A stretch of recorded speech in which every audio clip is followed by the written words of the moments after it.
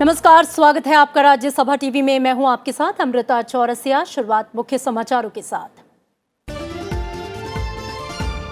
जगत प्रकाश नड्डा सर्वसम्मति से चुने गए बीजेपी के राष्ट्रीय अध्यक्ष। 3 साल तक संभालेंगे पार्टी की कमान। बोले रुकेंगे नहीं, पूरी ताकत के साथ बढ़ेंगे आगे। गैर बीजेपी शासित राज्यों पर रहेगा विशेष ध्यान।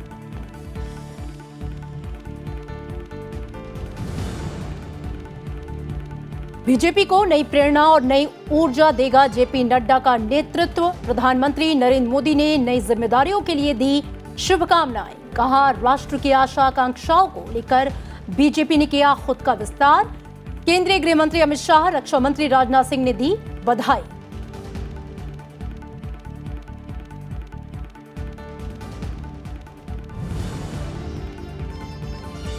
परीक्षा के तनाव से दूर रहने के लिए प्रधानमंत्री नरेंद्र मोदी का छात्रों को गुरु मंत्र। कहा, विफलता में भी की जा सकती है सफलता की तलाश। समय के सदुपयोग के लिए टेक्नोलॉजी को नियंत्रित रखने की बताई जरूरत। शिक्षकों और अभिभावकों से भी किया संवाद।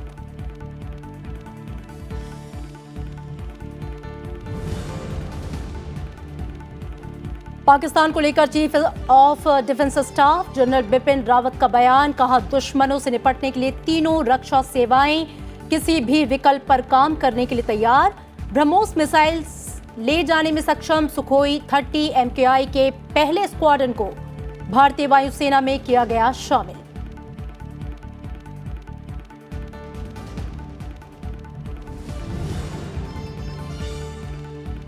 सुप्रीम कोर्ट ने खारिज की निर्भया मामले में दोषी पवन कुमार की याचिका। वारदात के समय नाबालिग होने का किया था दावा। दिल्ली हाईकोर्ट का फैसला बरकरार। चारों गुनहगारों को 1 फरवरी को दी जानी है फांसी।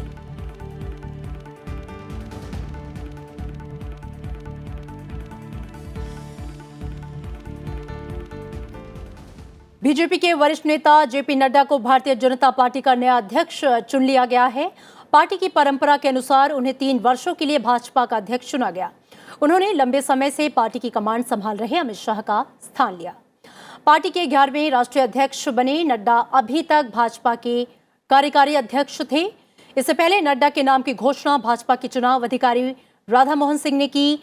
नड्डा के समर्थन में 21 राज्यों के प्रदेश अध्यक्षों ने नामांकन पत्र चुनाव अधिकारी राधा मोहन सिंह के पास जमा किया। भाजपा संसदीय बोर्ड के सदस्यों के अलावा भाजपा के पूर्व अध्यक्ष राजनाथ सिंह, नितिन गडकरी और अमित शाह की ओर से जेपी नड्डा के समर्थन में प्रस्ताव पेश किया गया। साथ ही भाजपा शासित राज्यों के मुख्यमंत्रियों और उप मुख्यमंत्रियों की तरफ से भी प्रस्ताव दिया गया। नड्डा की नियुक्ति के बाद बीजेपी मुख्यालय में सम्मान समारोह रखा गया, जिसमें प्रधानमंत्री नरेंद्र मोदी, गृह मंत्री अमित शाह, राजनाथ सिंह, नितिन गडकरी, पार्टी के वरिष्ठ नेता लालकृष्ण आडवाणी, मुरली मनोहर समेत पार्टी के सैकड़ों कार्यकर्ता मौजूद थे। इस अवसर पर प्रधानमंत्री नरेंद्र मोदी ने पार्टी कार्यकर्ताओं को संबोधित करते हुए जेपी नड्डा को पार्टी अध्यक्ष बनने पर बधाई दी। उन्होंने कहा कि कभी हम एक ही स्कूटर पर बैठकर काम करते थे।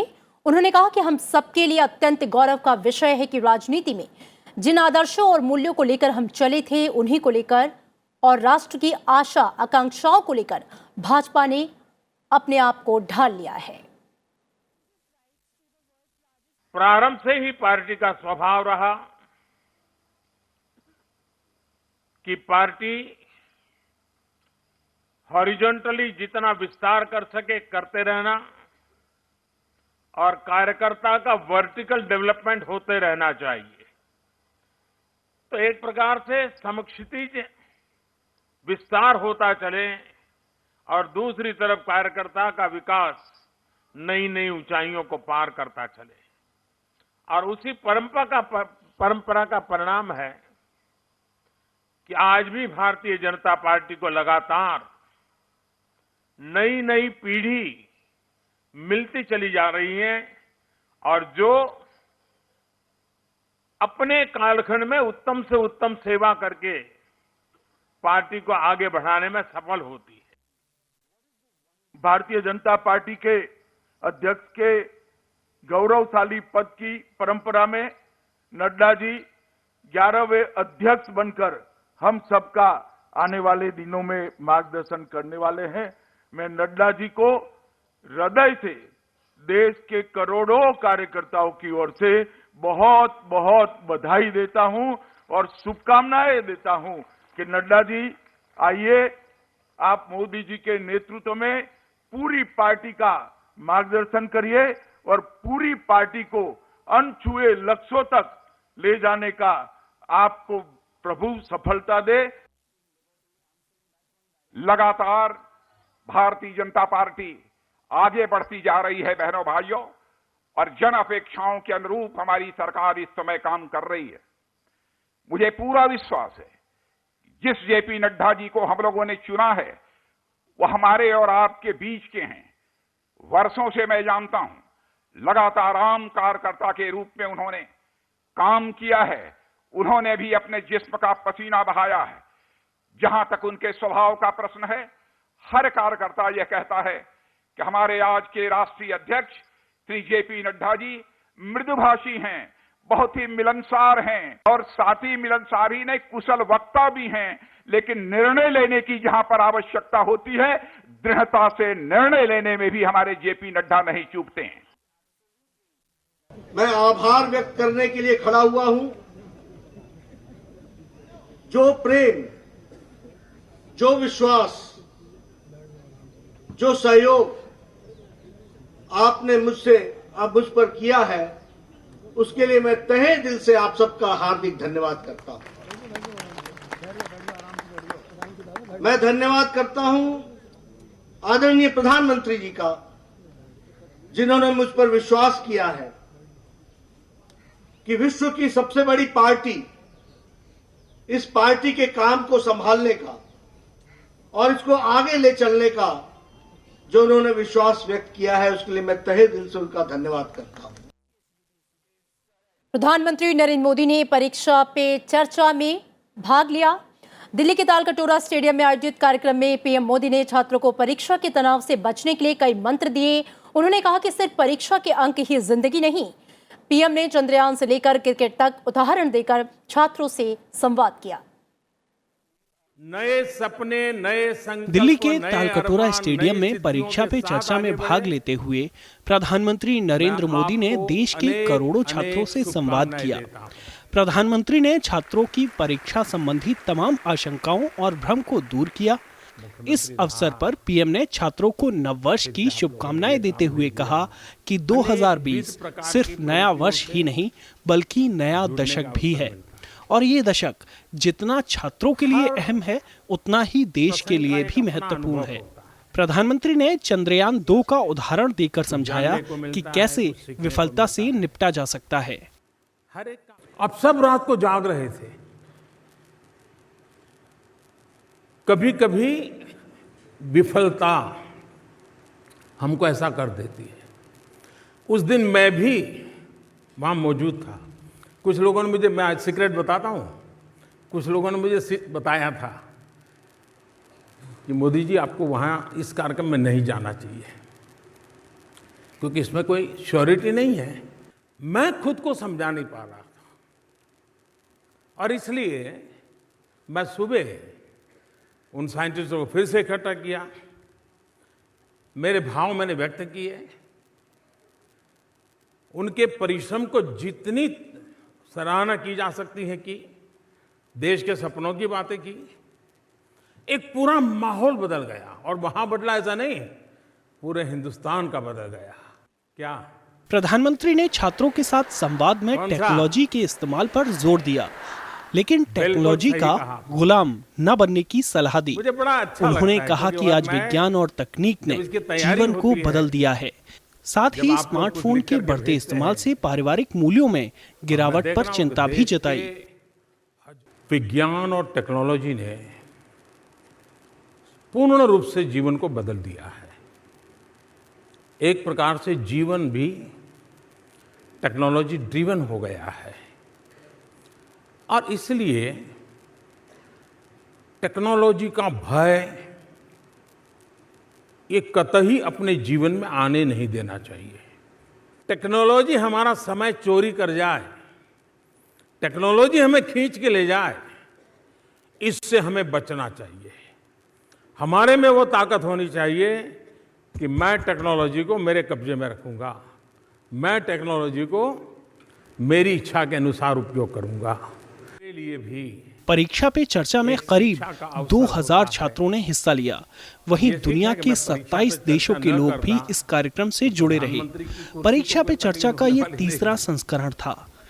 पीएम ने परीक्षा का तनाव दूर करने के लिए एग्जाम वॉरियर किताब भी छात्रों को समर्पित की थी। प्रधानमंत्री क्या करता है, ये करता पीएम मोदी ने परीक्षा पे चर्चा के दौरान छात्रों को गुरु मंत्र तो दिए ही, साथ ही तमाम ऐसे मुद्दों को भी बताया जो सिर्फ छात्र जीवन में ही नहीं बल्कि संपूर्ण जीवन में कारगर साबित हो सकते हैं।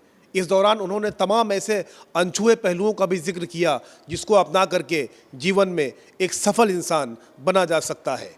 कैमरामैन मनोज के साथ मोहम्मद फातेह टीपू, राज्यसभा टीवी। प्रधानमंत्री नरेंद्र मोदी ने परीक्षा पे चर्चा में भाग लेने से पहले स्कूली बच्चों द्वारा बनाई गई पेंटिंग की प्रदर्शनी का अवलोकन किया। सरकार की तमाम योजनाओं पर आधारित छात्रों ने पेंटिंग के जरिए अपने हुनर का प्रदर्शन किया। ये शानदार पेंटिंग उन स्कूली बच्चों ने बनाई है जिन्होंने परीक्षा प्रबंधन, पर्यावरण से लेकर फिट इंडिया पर आधारित योजनाओं को अपनी कला के माध्यम से प्रदर्शित किया है। प्रधानमंत्री नरेंद्र मोदी ने छात्रों द्वारा बनाई गई पेंटिंग्स को गौर से देखा और उनकी तारीफ की। मैंने एग्जामिनेशन मैनेजमेंट पे पेंटिंग बनाई है। सबसे पहले प्रधानमंत्री यहीं पर विज़िट किए थे। उन्होंने सबकी पेंटिंग्स देखी और भी यहाँ पे बच्चे थे, अलग अलग टॉपिक्स पे सबने पेंटिंग्स बनाई। उन्हें पेंटिंग्स देख के काफ़ी खुशी हुई है और उन्होंने हमें और आगे अच्छा करने की हमें उनसे प्रेरणा मिली है हमें। शिक्षकों का मानना है कि इस तरह की प्रतियोगिताओं से छात्रों को अपने कौशल को निखारने का मौका मिलता है, साथ ही जीवन में आगे बढ़ने की प्रेरणा भी मिलती है। ये पेंटिंग्स हमारे स्कूल के बच्चों ने ही बनाई हैं। आप इसमें देख सकते हैं कि इन पेंटिंग्स में बहुत ही खूबसूरत चित्रण किया गया है, पूरे भारत का भी किया है और इसमें हेल्थ एंड फिटनेस पे भी है, हमारा पोल्यूशन को लेके है बच्चा जो है और मतलब आप इसमें पूरा से जितने भी एनवायरनमेंट प्रोग्राम्स चल रहे हैं या सोशल इश्यूज चल रहे हैं तो बहुत ही खूबसूरती से बच्चों ने इसमें इसका चित्रण किया है। परीक्षा पे चर्चा में इस बार करीब 1.5 लाख छात्रों ने रजिस्ट्रेशन कराया था, जिसमें 2000 छात्रों को फाइनल एंट्री मिली थी। इस प्रदर्शनी का बाकायदा अवलोकन किया पीएम मोदी ने और जो छात्र थे जिन्होंने इस पेंटिंग को बनाया था उनसे मिले भी और उनकी हौसला अफजाई भी की। कैमरामैन मनोज के साथ मोहम्मद फातेह टीपू, राज्यसभा टीवी।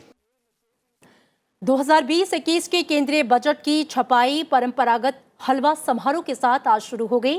केंद्रीय वित्त मंत्री निर्मला सीतारमण की अध्यक्षता में समारोह का आयोजन हुआ। वित्त मंत्रालय के दफ्तर में केंद्रीय वित्त मंत्री ने हलवा बांटकर रस्म अदायगी की। इस मौके पर केंद्रीय वित्त राज्य मंत्री अनुराग ठाकुर भी मौजूद रहे। संसद में 31 जनवरी को आर्थिक सर्वेक्षण सदन के समक्ष रखा जाएगा और 1 फरवरी को केंद्रीय बजट पेश किया जाएगा। परंपरागत हलवा समारोह के साथ ही बजट दस्तावेजों की छपाई की शुरुआत हो जाती है। बजट की गोपनीयता बनाए रखने के लिए बजट बनाने में शामिल पदाधिकारियों का लॉक इन होता है, यानी कि केंद्रीय बजट प्रस्तुत होने तक की अवधि के लिए सभी पदाधिकारी जो होते हैं वो नॉर्थ ब्लॉक स्थित बजट प्रेस में ही रहते हैं। ये एक पुरानी परंपरा है जो सालों से चली आ रही है। हरियाणा विधानसभा में 126वें संविधान संशोधन कानून के अनुमोदन का प्रस्ताव आज निर्विरोध रूप से पारित कर दिया गया। इस प्रस्ताव को पारित कराने के लिए हरियाणा विधानसभा का एक दिन का विशेष सत्र बुलाया गया था। मेघालय में आज विधानसभा का विशेष सत्र बुलाया गया। इस दौरान 126वें संविधान संशोधन कानून के अनुमोदन का प्रस्ताव पारित किया गया। मेघालय के मुख्यमंत्री कोनराड संगमा ने यह प्रस्ताव पेश किया, जिसे सभी दलों के सदस्यों ने समर्थन दिया। इस कानून के तहत संसद और राज्य विधानसभाओं में अनुसूचित जाति और जनजातियों के लिए अगले 10 साल तक आरक्षण बढ़ाने का प्रावधान है।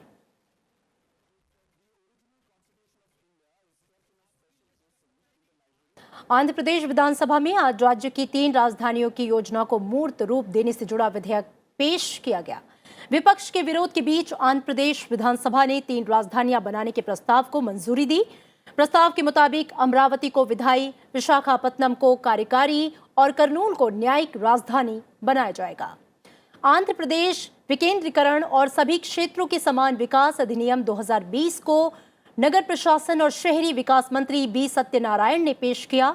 विधेयक में राज्यों को विभिन्न क्षेत्रों में बांटना और एक क्षेत्रीय नियोजन के साथ विकास बोर्डों की स्थापना करना शामिल है। आंध्र प्रदेश के वित्त मंत्री बी राजेंद्र नाथ ने बताया कि राजभवन और सचिवालय को विशाखापत्तनम ले जाया जाएगा।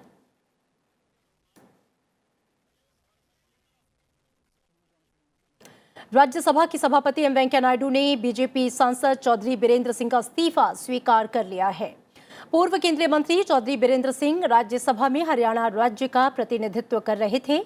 सभापति ने चौधरी बीरेंद्र सिंह का त्यागपत्र 20 जनवरी 2020 यानी आज की तारीख से स्वीकार किया है।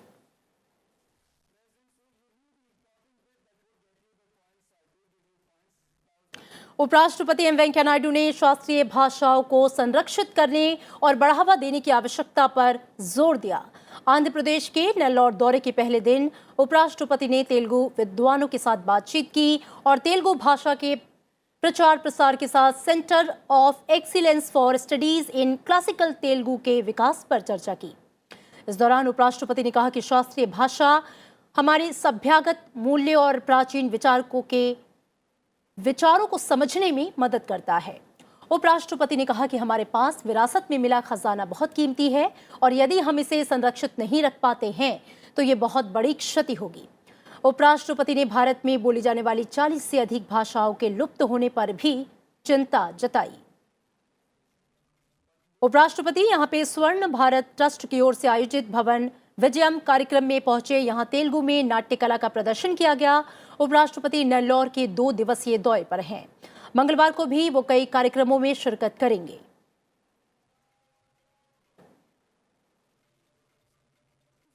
तमिलनाडु के तंजावुर एयरफोर्स स्टेशन पर ब्रह्मोस से लैस सुखोई 30 MKI के 12वें स्क्वाड्रन को आधिकारिक रूप से तैनात किया गया। यह स्क्वाड्रन हिंद महासागर में भारतीय जल क्षेत्र की निगहबानी करेगा। सुपरसोनिक मिसाइल ब्रह्मोस से लैस सुखोई 30 MKI विमानों के पहले स्क्वाड्रन की तैनाती के दौरान chief of defence staff general Bipin Rawat और वायुसेना प्रमुख air chief marshal RKS Bhadauria उपस्थित रहे। इस मौके पर जनरल बिपिन रावत ने कहा कि तीनों रक्षा सेवाएं किसी भी विकल्प पर काम करने के लिए पूरी तरह से तैयार हैं। When all the defense services are tasked to be prepared for any option that may emerge, but it is very difficult to predict the scenario, but we are always prepared for any task that may be assigned to us. और जम्मू कश्मीर के शोपियां में आज हुई मुठभेड़ में मारे गए तीनों आतंकी हिजबुल मुजाहिदीन के सदस्य थे। जम्मू कश्मीर के पुलिस महानिदेशक दिलबाग ने प्रेस कॉन्फ्रेंस में इस बारे में जानकारी दी। उन्होंने सुरक्षा बलों के अभियान को पूरी तरह से कामयाब बताया। मारे गए आतंकियों में से एक आदिल शेख था जो शोपिया का ही रहने वाला था। इसके अलावा दिलबाग सिंह ने यह भी कहा कि हिजबुल मुजाहिदीन दक्षिण कश्मीर में पूरी तरह से खत्म होने के कगार पर है। आज मुठभेड़ में मारे गए आतंकियों के पास से सुरक्षा बलों को हथियार, गोला बारूद और युद्ध में इस्तेमाल होने वाली सामग्री भी बरामद हुई। आतंकियों की पहचान भी कर ली गई है। दरअसल जम्मू कश्मीर पुलिस को शोपिया के एक घर में आतंकियों के छिपे होने की खुफिया जानकारी मिली थी, जिसके बाद इलाके की घेराबंदी की गई। 3 दहशतगर्द एनकाउंटर के दौरान मारे गए हैं और इन तीनों का जो क्रिमिनल और टेरर क्राइम का जो रिकॉर्ड है काफ़ी बड़ा है। इनका जो कमांडर इसमें मारा गया वसीम अहमद वानी, ये 2017 से एक्टिव था और अभी इसका जो दर्जा हिजबुल मुजाहिदीन के अंदर उस इलाके के अंदर काफ़ी बड़ा था। और इसके साथ जो आदिल शेख जैनपुरा का मारा गया और तीसरा उसकी पहचान जहांगीर करके आ रही है। और अब बात दिल्ली विधानसभा चुनाव से जुड़ी खबरों की।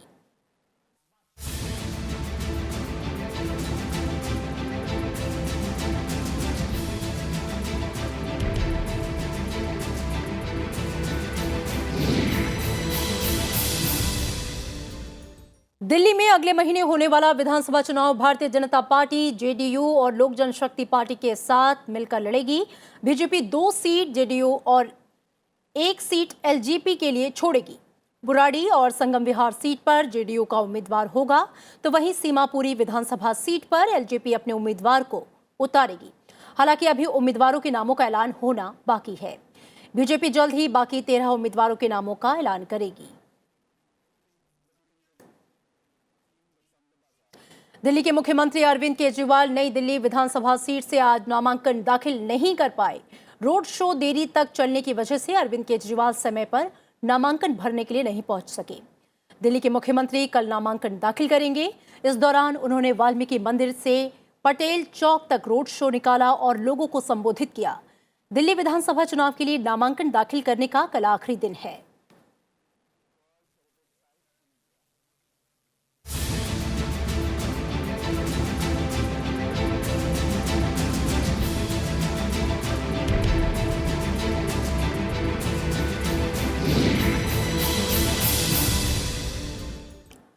और निचली अदालत दिल्ली हाईकोर्ट के बाद सुप्रीम कोर्ट ने भी निर्भया के दुष्कर्मी पवन की उस याचिका को खारिज कर दिया है जिसमें उसने वारदात के वक्त खुद के नाबालिग होने का दावा किया था।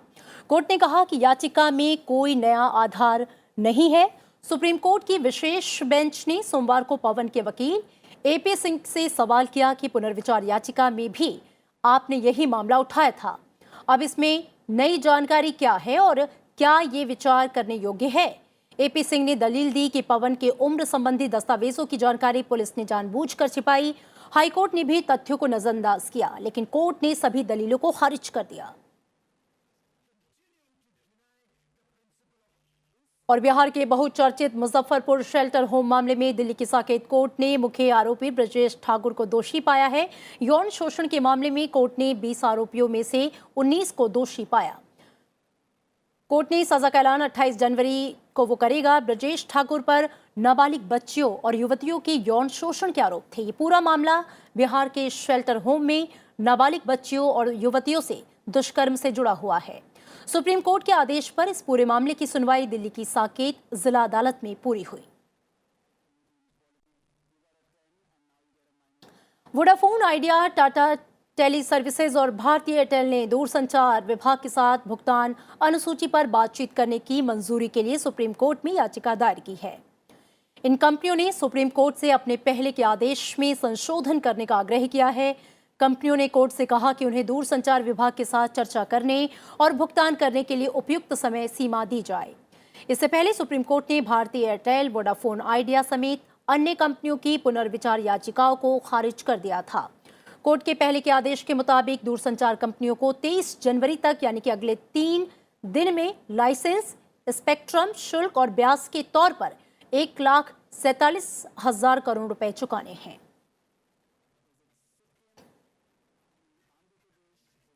और अब बात पर्यावरण और जलवायु परिवर्तन की।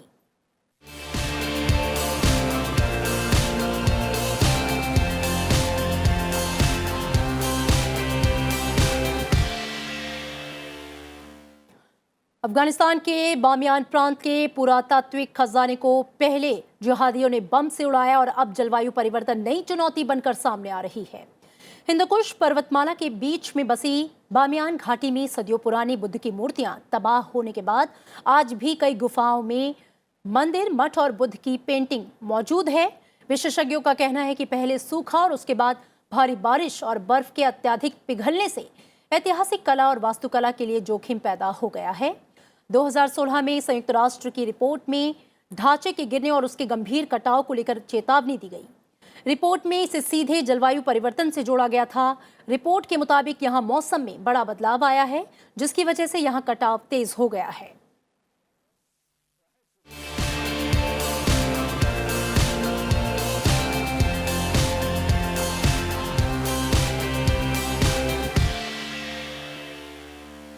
अगर आप विज्ञान के गूढ़ रहस्यों को सरल भाषा में समझना चाहते हैं तो चले आइए प्रगति मैदान।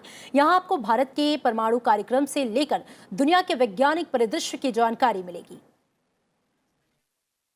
विज्ञान के मौलिक अनुसंधान और उससे जुड़े रहस्यों को उजागर करने के लिए एक खास प्रदर्शनी आयोजित होने जा रही है, जिसका नाम रखा गया है विज्ञान समागम। National council of science museum इस मेगा साइंस प्रदर्शनी का आयोजन कर रहा है, जिसमें दुनिया की सबसे बड़ी विज्ञान परियोजनाओं को एक ही छत के नीचे दर्शाया जाएगा। विज्ञान समागम एक ऐसा प्रोग्राम है जिसमें जितने विज्ञान के काम हो रहे हैं देश भर में, उसको एक जगह एकत्रित करके लोगों को बताना। इंडिया में करीब 99% रिसर्च जो होता है ये टैक्स पेयर के पैसे से होता है, तो हमारी जिम्मेदारी ये बनती है कि टैक्स पेयर को बताएं कि उनके पैसे से किया क्या जा रहा है। मेगा विज्ञान प्रदर्शनी में छात्र और आम लोग विज्ञान के उन पहलुओं और रहस्यों से रूबरू हो सकेंगे जिनको उन्होंने अब तक किताबों में पढ़ा था। प्रदर्शनी में अंतर्राष्ट्रीय स्तर पर भारतीय वैज्ञानिकों के द्वारा किए गए प्रयासों के प्रदर्शन को भी दिखाया जाएगा। अद्भुत मॉडल्स भी, वर्किंग मॉडल्स, ये सारा भी वहाँ पे टेबल्स पे डिस्प्ले हो रहा है। सो इनको एक्सप्लेन करने के लिए जो बच्चों आएंगे या स्कूल स्टूडेंट्स आएंगे, जो आम पब्लिक आएंगे, उनको ये खासियत और इसका इम्पोर्टेंस समझाने के लिए बहुत सारे वॉलंटियर्स को भी हम एंगेज किए हुए हैं। ये सारा वॉलंटियर्स का ट्रेनिंग चल रही है अभी, तो ये सारा मिलके अभी पूरा लास्ट मिनट फिनिशिंग टचेस सब चल रहा है एग्जीबिशन को। ये समागम 11 महीने तक मुंबई, बेंगलुरु और कोलकाता में सफल रूप से आयोजित की गई प्रदर्शनी के अंतिम चरण की मेजबानी करेगा। समागम की शुरुआत 21 जनवरी को राष्ट्रीय विज्ञान केंद्र में होगी, जो 20 मार्च तक चलेगी। दिल्ली के प्रगति मैदान स्थित राष्ट्रीय विज्ञान केंद्र में शुरू होने वाला है भारत का पहला मेगा साइंस एग्जीबिशन, जिसका नाम है विज्ञान समागम।